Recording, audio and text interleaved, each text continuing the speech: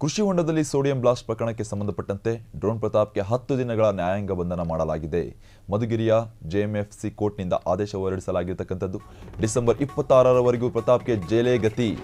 ಕೃಷಿ ಹೊಂಡದಲ್ಲಿ sodium blast ಪ್ರಕರಣಕ್ಕೆ ಸಂಬಂಧಪಟ್ಟಂತೆ ಡ್ರೋನ್ ಪ್ರತಾಪ್ಗೆ 10 ದಿನಗಳ ನ್ಯಾಯಾಂಗ ಬಂಧನವನ್ನು ಇರಿಸಲಾಗಿದೆ. ಸದ್ಯಕ್ಕೆ ಮಧುಗಿರಿಯ ಜೆಎಂಎಫ್ಸಿ ಕೋರ್ಟ್ನಿಂದ ಆದೇಶ ಹೊರಡಿಸಲಾಗಿರತಕ್ಕಂಥದ್ದು. ಡಿಸೆಂಬರ್ 26ರವರೆಗೂ ಪ್ರತಾಪ್ಗೆ ಜೈಲೇ ಗತಿಯಾಗಲಿದೆ. ಮಧುಗಿರಿ ಸಬ್ ಜೈಲ್ಗೆ ಡ್ರೋನ್ ಪ್ರತಾಪ್ ಶಿಫ್ಟ್ ಮಾಡಲಾಗಿದೆ. ಅವರಿಗೆ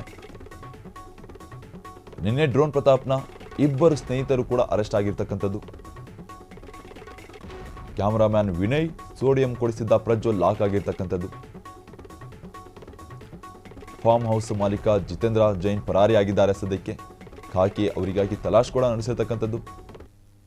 ಏನು ಈ ಪ್ರಕರಣಕ್ಕೆ ಸಂಬಂಧಪಟ್ಟಂತೆ ಆ ಕೃಷಿ ಹೊಂಡದಲ್ಲಿ ಏನು ಬ್ಲಾಸ್ಟ್ ಮಾಡಿದ್ದಾರೆ ಸೋಡಿಯಮನ್ನು, ಆ ಪ್ರಕರಣಕ್ಕೆ ಸಂಬಂಧಪಟ್ಟಂತೆ ಬಿಗ್ ಬಾಸ್ ಮಾಜಿ ಸ್ಪರ್ಧೆಯಾಗಿರ್ತಕ್ಕಂಥ ಡ್ರೋನ್ ಪ್ರತಾಪ್ರನ್ನು 10 ದಿನದ ನ್ಯಾಯಾಂಗ ಬಂಧನದಲ್ಲಿ ಇರಿಸಲಾಗಿದೆ. ಸದ್ಯಕ್ಕೆ ಇದಕ್ಕೆ ಸಂಬಂಧಪಟ್ಟಂತೆ ಇನ್ನಿಬ್ಬರು ಆರೋಪಿಗಳು ಅಂದರೆ ಆ ವಿಡಿಯೋಗ್ರಾಫರ್ ಅಂದರೆ ಕ್ಯಾಮ್ರಾಮ್ಯಾನ್ ಹಾಗೂ ಆ ಸೋಡಿಯಮನ್ನು ಪರ್ಚೇಸ್ ಮಾಡೋದಕ್ಕೆ ಸಹಾಯ ಮಾಡಿದ್ದ ಇನ್ನೊಬ್ಬ ವ್ಯಕ್ತಿಯನ್ನು ಬಂಧಿಸಲಾಗಿರ್ತಕ್ಕಂಥದ್ದು. ಹಾಗೂ ಫಾರ್ಮ್ ಹೌಸ್ನ ಮಾಲೀಕ ಜಿತೇಂದ್ರ ಅವರನ್ನು ಪೊಲೀಸರು ಸದ್ಯಕ್ಕೆ ತಲಾಶ್ ನಡೆಸ್ತಾ ಇದ್ದಾರೆ. ಅವರು ಪರಾರಿಯಾಗಿರ್ತಕ್ಕಂಥದ್ದು.